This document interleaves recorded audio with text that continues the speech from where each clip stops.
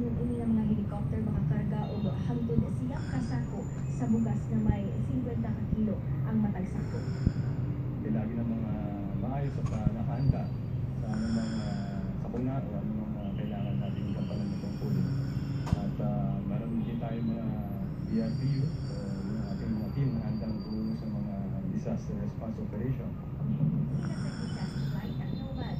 Sa kinatibukaan, may 38 mga air asset ang Air Force at na magtubag sa mga hinahanglan kuhan sa bagyo.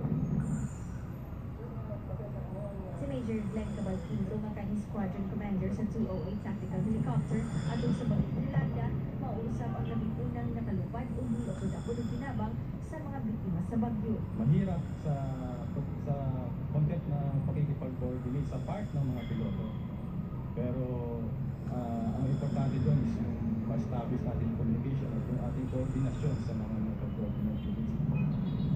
Limando na ni Colonel Francisco Carada nandun sa mga sakop sa Air Force sa Mangan Air Base na pangandaman biglang ang pag-abulong niya sa ubang air asset sa PAF na tinira ang mga avyon bigat sa laing nasod. Karina Sonia, ABS-CBN News. Nagpapuligi na ang mga monumento sa biyan ng Subo pagkalipon sa ilang kapalayan at mga sakayan. Labi na sa lungsod sa San Remigio. Samtang hardware na hukta na ang mga bisig ligid. Ingon man alambre kung trapal. Si Aisa Layagi sa Duganitan.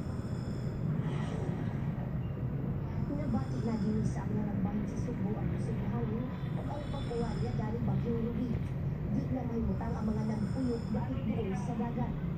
Gawa sa hulga sa pagkapalit sa ilang mga panahal o pagbaha, nahagusap sila sa hulga sa storm surge. Nini sa kamerkaduhan, dagsa ang mga tao na nabalik o panggain sa ilang mga animal, kasama sa Taiwan, rapal, lansang o pisig. Gani, halos na kung sa ilakan bagyo Yolanda, kampante lang ang mga residente din sa lungsod sa San Remigio. Karon, di na sila makumpiyansa, gani mas gidoble nilang ilang pagpangandam. Gawas nga ilan ang gibantingan ng ilang mga panimay, ilan na sa gitabunan, o bukod ang ilang mga siyon. Di lang mga balay na ginama sa mga light materials ang gipanghigtan. Apan lagit na ang mga konkretong panimay. Gitanggain ko sa mga nagkantong fishing boats na makulusap ang pipila sa mga nagpuyo doon sa baybayon. Nangandam na sa pagpapila pa yun sa evacuation center sa San Ramon National High School.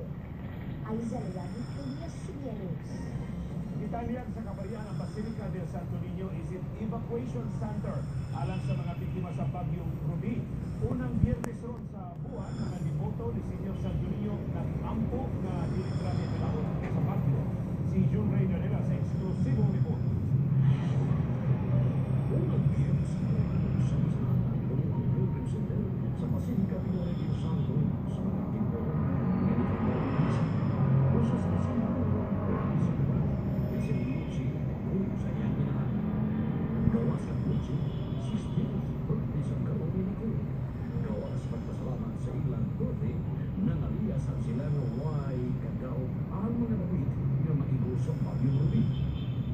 Mayroon tangawot na pagkakas. Hindi siya musod sa kwan sa Cebu. Hindi siya maday. I-pray ko nga. Dili na maday ng balinggot yung gabi. Birthday na sa nakabot. Madam ni Reverend Father Jonas Mijares, isa ang nakastigo ikan sa taong nagkahon ang makasulat o pagmumuli na kadalaman. Kung mangutan na itong manumitugot na siya, lisod kayo na siyang kubakon. No? E sa tauhan na itong kahuyan, sa tauhan ng limitado na itong panguna-una, di magulato ni Matukan. Ipaibaw sa ni Father Mijares na bukas ang mga pupahan sa Basilica alang sa kanang gusto mo pasihan o yung puso-puso sa pagyo.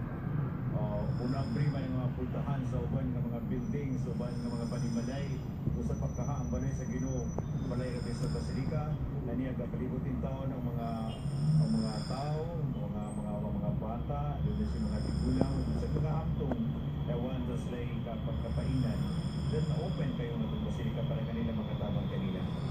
Atas na yun sa sundo, ikaw na ang maraming simbahan sa nagkalayan parokya, may mong gamiton na evacuation site. Shoot, ako yung natula. EBS-CBN